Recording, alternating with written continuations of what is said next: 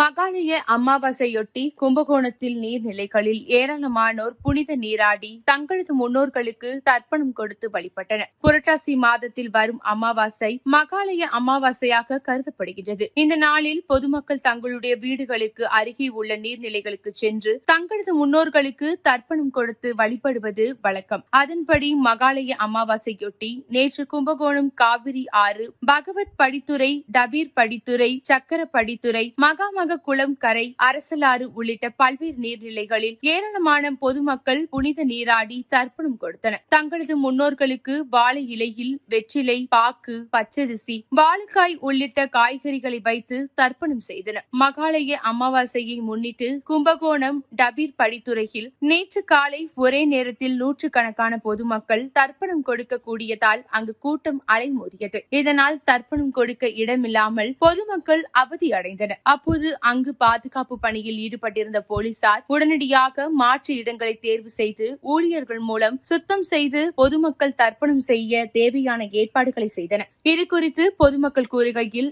மகாலய அமாவாசை மிக முக்கியமான அமாவாசை தினமாகும். இந்த தினத்தில் தங்களது முன்னோர்கள் மற்றும் உறவினர்களுக்கு தர்ப்பணம் கொடுக்க நீர்நிலைகளுக்கு வருவது வழக்கம். ஆனால் போதுமான இட வசதி, பூஜை பொருட்கள் வைப்பதற்கு தேவையான வசதிகள் டபீர் படித்துறையில் இல்லை. வரும் காலங்களில் தர்ப்பணம் போன்ற முக்கிய நாட்களில் முன்னேற்பாடாக இட வசதியை மாநகராட்சி செய்து தர வேண்டும் என்றார்.